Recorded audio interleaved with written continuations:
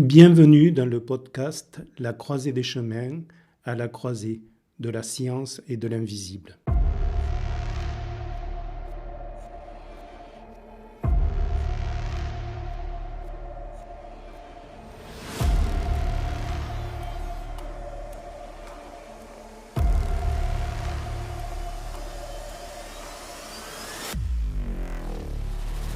Je m'appelle Franck Jean-Pierre Marty. Je suis thérapeute, géobiologue, auteur et chercheur dans l'âme. Je vais, à travers ces podcasts, vous expliquer les liens que j'ai pu tisser entre la science et l'invisible. Je vous retrouve pour un bonus concernant l'épisode 9, l'épisode sur le champ d'information des défunts. Dans ce bonus, je voulais vous partager la première expérience qui m'a questionné par rapport à la réalité des entités défuntes. C'était à mes débuts, j'étais bien loin d'utiliser les manoscopes, c'était dans mes premières expertises de géobiologie. Un jour, je me retrouve chez une dame et je vois devant sa porte une forme d'une entité. Cette entité est la mère de cette dame.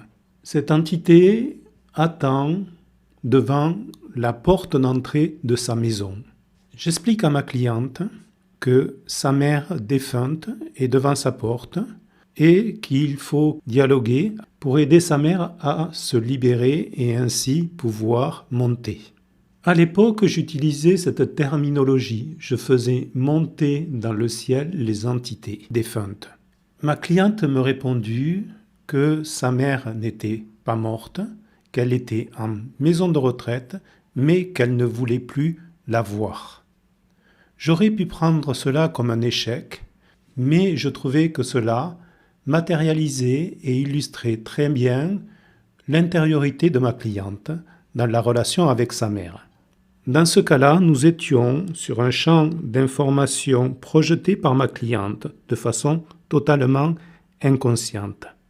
À partir de là, je compris que beaucoup d'entités étaient en lien avec les personnes, étaient en lien avec les mémoires des personnes, et j'ai appelé cela les fantômes intérieurs. Comme je vous l'ai expliqué dans l'épisode 9, de remettre en question la conscience des entités défuntes n'enlève rien aux libérations que cela peut effectuer. Je me souviens un jour d'avoir été chez une cliente, toujours pour une expertise en géobiologie, et d'avoir perçu un enfant, un petit garçon, qui était auprès de cette dame. Je sentais un lien entre cet enfant défunt et ma cliente. Je posais la question à ma cliente si un enfant et si elle avait eu un petit garçon. Elle me répondit qu'elle n'avait pas d'enfant, mais qu'elle avait fait une interruption volontaire de grossesse et que aujourd'hui elle regrettait énormément d'avoir fait cela. Je demandais à la cliente de prendre cet enfant dans les bras, de se parler pour pouvoir le libérer. Aujourd'hui, je ferai exactement la même chose si je me retrouvais dans ce cas-là. Quelques mois après, je recroisais ma cliente et elle me dit que pour elle, ce fut une énorme libération et que ça avait changé énormément de choses pour elle. L'entité du petit garçon qui se matérialisait à côté de ma cliente matérialisait sa culpabilité. Et à travers ce petit exercice, j'avais libéré celle-ci. Quand j'expose ce point de vue, j'ai régulièrement les mêmes questions. La question que l'on me pose, c'est comment, à partir de mémoires qui sont enregistrées dans un champ d'information, peut-on avoir un échange aussi varié et avec autant de précision? Pour répondre à cela, je ferai une analogie. Aujourd'hui, nous sommes capables de synthétiser des voix à partir d'un petit texte simplement lu. Et à partir de là, on peut reconstituer toutes les conversations possibles. Imaginez dans la vie d'une personne tout ce qui a été enregistré dans ce champ d'information unitaire. On peut donc considérer qu'il y a vraiment réponse à toutes les questions.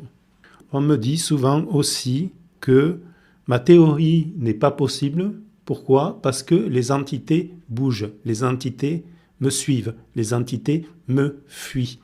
Là, il faut se poser la question de quelle est la résonance que l'on a à partir de ce champ d'information. Est-ce qu'on a une résonance sur un schéma de fuite ou est-ce qu'on a une résonance qui est basée sur des besoins à combler? Si vous avez d'autres questions, vous pouvez me contacter, me les poser par les réseaux sociaux, les poser par les commentaires sur les plateformes de podcast. Vous pouvez aussi passer par mon site internet.